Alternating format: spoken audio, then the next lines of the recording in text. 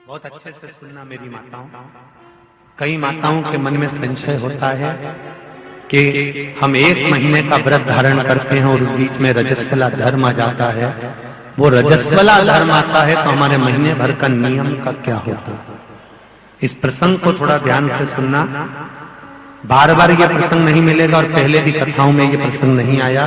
आज भीखन गांव की हरिहर शिव महापुराण में ये प्रसंग आया है। तो जितने लोग आस्था पर सुन रहे हैं, जितने फेसबुक यूट्यूब पर सुन रहे हैं, इस प्रसंग को थोड़ा ध्यान से सुनना मेरी माता।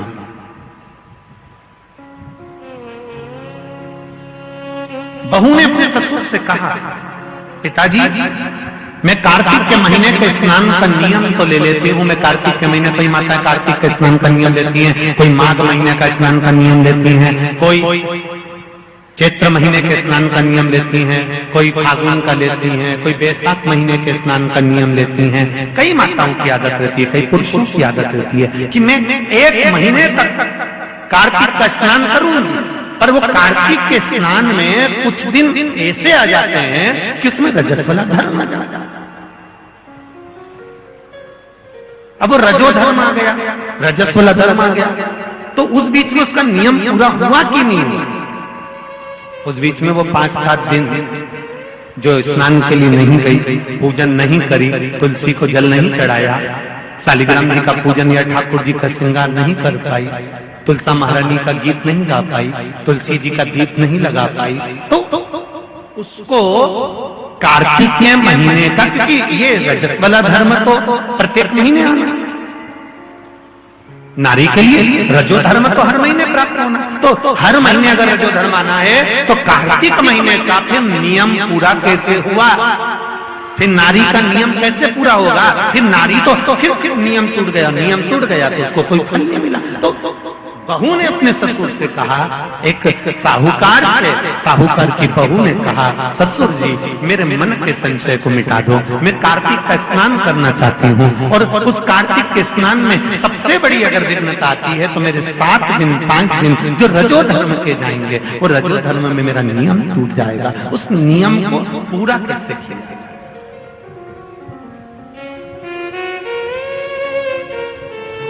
वो नियम पूरा कैसे होगा?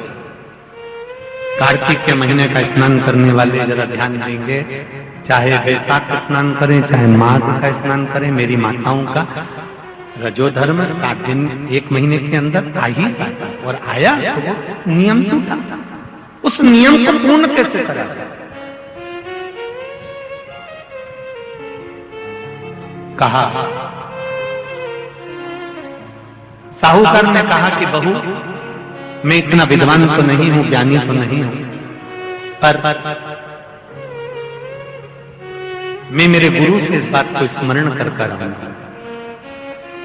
अब बहू को कार्तिक का महीना आ रहा है, कार्तिक के महीने का उसको इंतजार था, वो इंतजार में बैठी है। मात्र कार्तिक आने में 8 दिन बचे थे। अब देखिएगा जरा, आप में और उस बहू में क्या अंतर है। कार्तिक के महीने आने में 8 दिन बचते हैं तो आप पुताई चालू कर देते हो। बोलो सही है कि गलत है? कार्तिक आने में, दिवाली आने में जब 8-15 दिन रहते हैं तब तुम पुताई चालू कर देती हो, सफाई चालू कर देती हो, ये काम चालू कर देती हो, वो काम चालू कर देती हो। सारे काम तुम्हारे कार्तिक का महीना आने के समय पर चालू हो जाता है। और बहू सफाई नहीं पूछ रही, साफ सफाई पर ध्यान दे रही है, पर ऐसा नहीं कि साफ सफाई नहीं कर रही, पर उसका ध्यान वही कार्तिक के महीने के स्नान में लगा हुआ है। आज बहू 8 दिन बचे और बहू का भोजन छूट गया, उसका भोजन नहीं, भाई मिला अंदर जाइए। किसी चीज को पाने की जब तमन्ना होती है ना, तो खाना पीना छूट जाता है। ये नागेश्वर मंदिर महिला मंडल से पूछ लें, बहू की नींद चली गई, उसको भोजन नहीं भागा, नींद गई, भोजन भाया, बड़ी दुखी थी। साहूकार को कोई मिला या ना मिला, इस बहू की आंख का अश्रु तुलसी के क्यारे के पास गिर गया। तुलसी के क्यारे के पास आंसू गिरा, अश्रु गिरा। महाराज अब बहू की आंख का अश्रु झलका, तुलसा महारानी की कुछ कृपा, देवऋषि नारद ने एक साधु का रूप धारण कर, साधु का रूप धारण करता देवऋषि नारद जिस मार्ग से साहूकार जा रहा था उसी मार्ग पर एक वृक्ष के नीचे जाकर बैठ गए। वृक्ष के नीचे बैठे और बैठते ही साहूकार ने देखा कि बहुत पहुंचे हुए बाबा लग रहे हैं, चंदन का तिलक लगा है, कंधे पर यज्ञोपवीत पड़ा हुआ है, बड़ी बड़ी जटा जूट है, मुख पर कुछ तेज पुंज है, बड़ा प्रकाश दिख रहा है, रुद्राक्ष की गले में माला पड़ी हुई है, हाथ में तुलसी की माला धरी हुई है। और साहूकार ने जाकर हाथ जोड़कर निवेदन करा, बाबा जी, ओ बाबा जी, मेरे मन के संशय को मिटा दीजिए। बाबा जी ने पूछा, क्या बात है बाबा? साहूकार जी बोले, मेरे बहू के मन का संशय है। नारी जब कार्तिक के महीने का स्नान करती है, या माघ महीने का स्नान करती है, या वैशाख महीने का स्नान करती है, या चैत्र महीने का स्नान करती है, नारी जब पूर्ण एक महीने का स्नान करती है तो बीच में जो रजस्वला धर्म आ जाता है, नारी 5 दिन 7 दिन जो काम नहीं कर पाती है, वो रजो धर्म के समय पर, रजस्वला धर्म के समय पर उसका 1 महीने का नियम खंडित हो जाता है। तो वो खंडित हुआ नियम पूर्ण कैसे हो, उसका वर्णन आप मुझे बता दीजिए। वो नियम मुझे बता।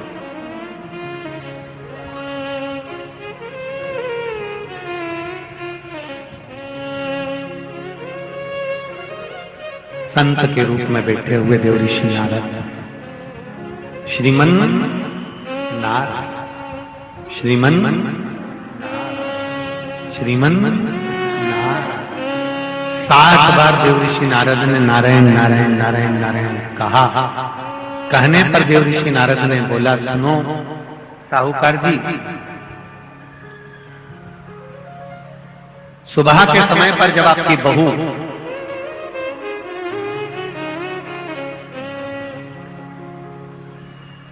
मंदिर की ओर जाए तो उसको इस मार्ग की ओर लेकर आना। मैं आपको ज्ञान उपदेश दूंगा और वो ज्ञान उपदेश आप बहू को श्रेष्ठ दे पाए ना दे पाए, वो बहू सम्मुख में बैठकर सुनेगी तो उसको प्राप्त होगा। ये देखो वही कथा आ गई। आप खाओगे आपका पेट भराएगा, आप सुनोगे आपका कल्याण होगा। बेटों बेटियों को लेकर आओ, बहुओं को लेकर आओ, बच्चों को लेकर आओ, उनके सुनने से उनका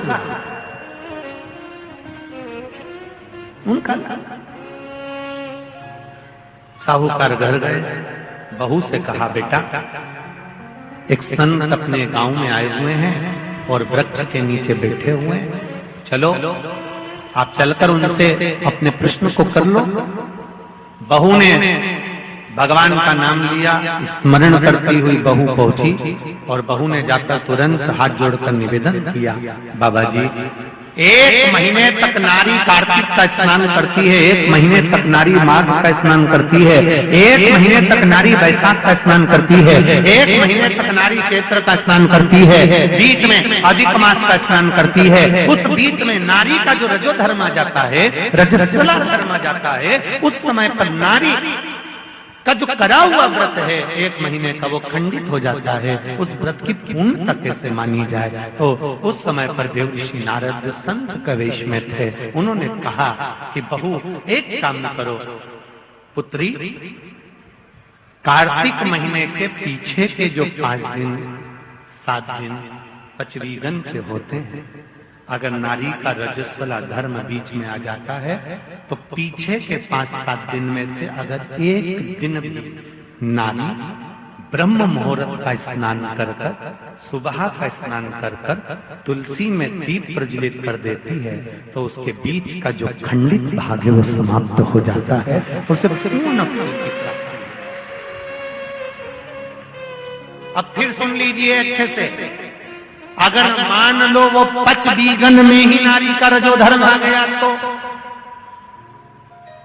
बहुत बहुत ध्यान से सुनना। ये कथा हरिहर शिव महापुराण की कथा जो भीकन गांव वालों को मिली है, संपूर्ण विश्व के कल्याण के लिए बहुत ध्यान देना। हर नारी का प्रश्न है, प्रत्येक नारी के प्रश्न ये सम्मुख में रहता है। मान लो आपने कहा कि रजो धर्म आ गया मध्य में तो आप पीछे के 5 दिन स्नान करो। वो 5 दिन में अगर रजो धर्म आ गया फिर शिव महापुराण की कथा कहती है, घर में रहने वाली कोई कुंवारी कन्या, घर में रहने वाला कोई पुत्र, घर में रहने वाला पति, घर में रहने वाली सास, घर में रहने वाली कोई सौभाग्यवती नारी, जेठानी, ननंद, देवरानी या घर में रहने वाला कोई पुरुष अगर बाहर स्नान करने नहीं भी जा सकता, ब्रह्म मुहूर्त में प्रातः के समय पर यदि तुलसी में एक दीप और एक संध्या के समय पर दीप लगा देता है तो भी नारी का नियम पूर्ण हो जाता है। वो नियम खंडित नहीं, नियम खंडित क्या 5 दिन के स्नान का फल है? हाँ, और तुझे मौका मिलेगा तो तुझे समझ में आएगा। देवर्षि नारद ने बस इतना कहा, उसका फल क्या है तुझे मौका मिलेगा जब मालूम पड़ेगा। तब बहू को समझ में नहीं आया कि आखिर ये सब क्या कहा। देवर्षि नारद कहकर चले गए। साहूकार की बहू रोज प्रातः का कार्तिक का स्नान करने लगी। कार्तिक का स्नान रोज बहू करती, रोज ब्रह्म मुहूर्त में स्नान कर कर आती। बहू को नहीं मालूम कि नगर के राजा का लड़का युवराज अपनी पत्नी के साथ स्नान करने आता। राजा और रानी भी स्नान करने आते हैं, युवराज अपनी धर्मपत्नी के साथ स्नान करने आता है। आज युवराज को बड़ा बुरा लगा। युवराज ने देखा कि मैं घाट पर नहाने के लिए आता हूं, पर यह घाट गीला कैसे हो जाता है? मतलब मेरे स्नान के पहले कोई स्नान कर रहा है, मेरे स्नान के पहले कोई स्नान कर रहा है। मुझे ऐसा लगता है जरूर कोई ना कोई आता है। युवराज ने, राजा ने अपने नगर के सैनिकों से बोला, पता लगाओ कि सुबह स्नान करने कौन आता है। सैनिक लगते उससे पहले ही साहूकार की बहू स्नान कर कर चली जाती। दिखाई नहीं दिया, समझ नहीं आया। आखिरी के 7 दिन बचे थे, 8 दिन बचे थे। राजा के दूत ने फिर युवराज ने कहा, मुझे पता लगा कर बताओ फिर मेरे स्नान के पहले कौन स्नान करता है, घाट को गीला कौन कर देता है। क्रोध में आकर कहा, मालूम नहीं पड़ पाया। एक दिन रानी को, इस साहूकार की बहू को मालूम पड़ा कि युवराज मेरा पता कर रहा है, मेरा पीछा कर रहा है। तो बहू ने तुरंत सुबह जल्दी स्नान करा और भागी। भागते समय उसके गले की माला और पांव की एक मोजड़ी छूट गई। माला और मोजड़ी छूट गई। माला मोजड़ी छूटी, चली। राजा को वो माला मोजड़ी मिल गई। उसने मन में विचार करा, मोजड़ी इतनी सुंदर, माला इतनी सुंदर, तो जो इसको पहनती होगी वो कितनी सुंदर होगी। राजा ने अपने दूतों से कहा, जाओ, जिसकी ये मोजड़ी और माला है इतनी सुंदर है तो वह नारी कितनी सुंदर होगी, उसको 5 रात्रि मेरे पास में लेकर आ। उसको मैं 5 रात्रि अपने यहां रखूंगा। शब्द सुना, खबर पूरे गांव में लग गई। साहूकार की बहू के कानों में भी शब्द पहुंच गया। कार्तिक का महीना चल रहा था तो बहू ने भी कह दिया, मैं राजा के यहां पर 5 रात्रि रहने को तैयार हूं, पर शर्त मेरी एक है, ब्रह्म मुहूर्त का स्नान करते हुए अगर राजा मेरे को मुख देख लेगा तो मैं उसके यहां रह लूंगी। सुबह का कार्तिक का स्नान कर कर जब मैं निकल रही हूं और राजा का पुत्र मुझे देख ले तो मैं रहने को तैयार हूं, नहीं तो मैं नहीं रह सकती। राजा ने भी एक पक्षी, जो पाला हुआ पक्षी था, उस पक्षी को पेड़ पर बिठा दिया और कहा, जैसे ही रानी स्नान करने आए उसी समय पर तू बोल देना, मैं दौड़ कर आ जाऊंगा और इस रानी, इस साहूकारनी का दर्शन कर लूंगा। जब साहूकारनी सुबह के समय पर स्नान करने चली तो देहली पर द्वार को छोड़ते समय प्रणाम करते हुए कहती है, हमारे भारत की सभ्यता, भारत की भूमि की संस्कृति, पहले की माताएं जब मायके से ससुराल जाती थी या ससुराल से मायके आती थी तो जिस तांगे में, जिस गाड़ी में, जिस बस में, जिस टैक्सी में भी बैठती थी उसके भी पांव पड़ती थी, उसको भी प्रणाम करती थी। बोलो री जीजिए, सही है कि गलत? ये भारत की सभ्यता है, ये भारत का संस्कार है, ये भारत की भूमि की मर्यादा है। जिस भूमि पर से जा रही, ससुराल से मायके जाएगी तो जिस बस में जाती थी उसके पांव पड़ती थी, बैलगाड़ी में जाए, टांगा गाड़ी में जाए, घोड़ा गाड़ी में जाए, उसके पांव पड़ती थी। घर से निकलते समय प्रणाम कर कर जाती। उसने अपने द्वार को प्रणाम किया और द्वार प्रणाम कर कर जा रही है और कहती हुई जा रही है, हे तुलसा महारानी, हे गंगा मैया, हे दामोदर भगवान, ऐसी कृपा करना मैं स्नान कर कर जाऊं तो राजा के लड़का नींद में भरचक सो जाए, ऐसी कृपा करना। तोता बोलता रहा, राजा का लड़का सोता रहा। पहला दिन निकल गया। दूसरे दिन राजा के लड़के के मन में प्रश्न आया कि मैं तोते से पूछूं, क्यों रे तोता, क्या वो साहूकार की बहू नहीं आई थी? आई थी, स्नान करके गई, तो मैं जग नहीं पाया। उसने विचार करा, कुछ ऐसा काम करता हूं, पुड़िया में लेकर बैठ गया मिर्ची, रात्रि को डाल ली आंख में, रात भर नींद नहीं आएगी। साहूकार नहीं, फिर चली, द्वार को छोड़कर प्रणाम करा, दरवाजे को प्रणाम कर कर, द्वार को पूजन कर कर, जब प्रणाम कर कर चली तो निवेदन कर कर चली, हे द्वार देवता, राजा के लड़के को सुला देना। तो ये स्कंद पुराण की बात शिव महापुराण में भी लिखी गई। पशुपति व्रत में एक नियम है, जब मंदिर में दिया लगाकर जाते हो तो घर के दरवाजे के राइट सीधे हाथ पर दिया लगाते हो। बोलो सही है? सीधे हाथ पे दिया लगाने का महत्व क्यों है? क्योंकि हम मंदिर से चलकर जब आते हैं, अपने घर के सीधे हाथ की ओर जब दिया लगाते हैं तो भगवान से निवेदन करते हैं कि मेरा ये द्वार है और आपके भरोसे पर है, आपको संभालना। दूसरे दिन उसने मिर्ची डाली राजकुमार ने, तो भी उसकी नींद लग गई। तीसरे दिन उसने अपने शरीर पर कट लगा लिया कि इसकी जलन होगी तो नींद नहीं आएगी, मालूम पड़े तो भी नींद आ गई। चौथे दिन उसने आगी जलाकर बैठ गया तो भी नींद आ गई। पांचवें दिन भी उसको नींद आ गई। 5 दिन तक उस साहूकारनी का मुख नहीं दिखा। राजकुमार घर चले गया, गुस्से में लाल हो गया, शरीर में कुछ रोग हो गया, शरीर कोड़ी हो गया, टपकने लगा, खाल गलकर गिरने लगी। राजा को चिंता लग गई, मेरा इकलौता लड़का, और उसकी शरीर की काया बिगड़ गई, उसकी काया समाप्त हो गई। साहूकार की बहू को नहीं मालूम, साहूकार की बहू तो अपनी भक्ति में, अपने स्मरण में, अपने आनंद